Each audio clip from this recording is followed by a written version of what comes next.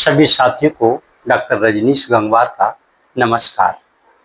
आज मैं नाग पंचमी के अवसर पर नाग राजाओं के इतिहास को बताने जा रहा हूँ।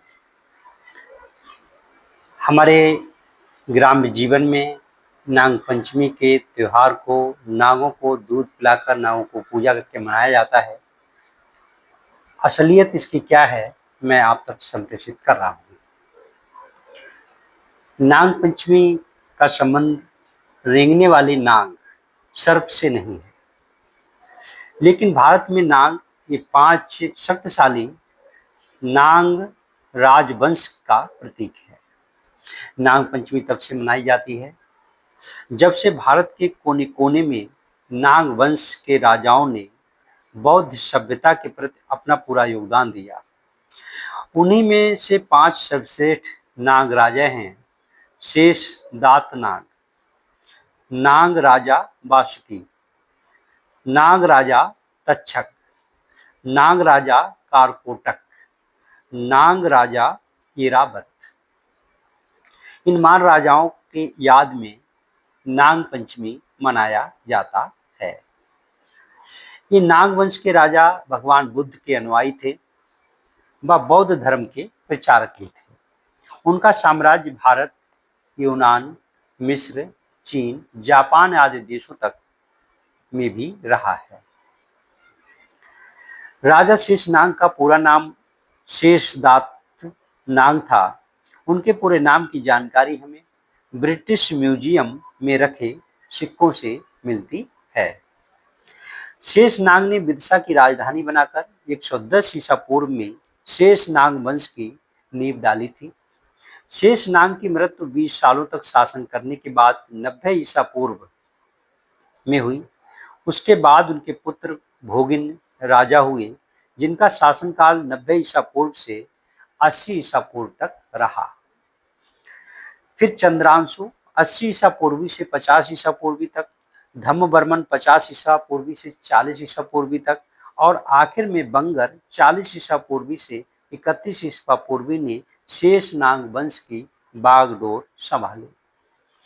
शेषनाग की चौथी पीढ़ी में बंगर थे।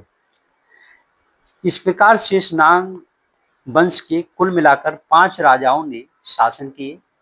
इन्हीं 5 नाग राजाओं को पंचमुखी नाग के रूप में बतौर तथागत बुद्ध के रक्षक मुंबई की कन्हेरी की गुफाओं में दिखाया गया है। नागराज तक्षक ने ही विश्व प्रसिद्ध तक्षशिला विश्वविद्यालय की स्थापना की। प्लेटो, अरस्तु जैसे दार्शनिकों ने यही अध्ययन किया था।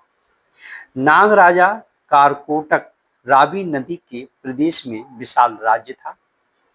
नाग राजा ऐरावत भंडारा प्रांत में पिंगला स्थित आज भी पिनगलाई एरिया नाम से पहचाना जाता है।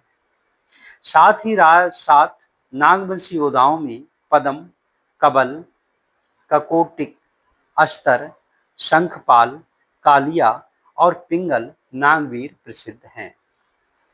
इन 5 नागवंशीय राजाओं के गणतंत्र राज्य की सीमाएं एक दूसरे से सटी हुई थी। 5 नाग राजाओं की मृत्यु के बाद नागा कुल के लोग उनकी याद में हर साल नागराज स्मृति अभिवादन को नाग पंचमी के रूप में मनाते थे। वैदिक यज्ञवंशीय ब्राह्मणों की कलम ने नागवंशीय राजाओं को एक रेंगते हुए सांप में बदल दिया। श्रावण मास के महत्व से नाग पंचमी के लिए आवश्यक नाग नरसोबा का चित्र कागज पर छपवाकर उस कागज की बिक्री हुई। धीरे धीरे ये प्रयोग सफल होने पर छोटे छोटे किताब छापे गए। इन किताबों की बिक्री भी होने लगी। आर्थिक गरीबी के कारण बहुजन समाज इन कागजों के नाग नरसोबा प्रवृत्ति की ओर आकर्षित हुए, क्योंकि वैदिक पंडित बहुजनों के मन में ये बात बिठाने में सफल रहे कि इन कागज के चित्र की पूजा करने से पुण्य मिलता है। परिणाम स्वरूप नाग नरसोबा और कुछ किताबें प्रसिद्ध हो गए। परिणाम स्वरूप पंचमी रेंगते हुए सांपों की हो गई और नाग राजाओं की पंचमी विलुप्त हो गई। नाग ये शब्द संस्कृत भाषा में कहीं भी रेंगने वाले सांप के लिए नहीं आया। संस्कृत में नाग शब्द का अर्थ हाथी होता है।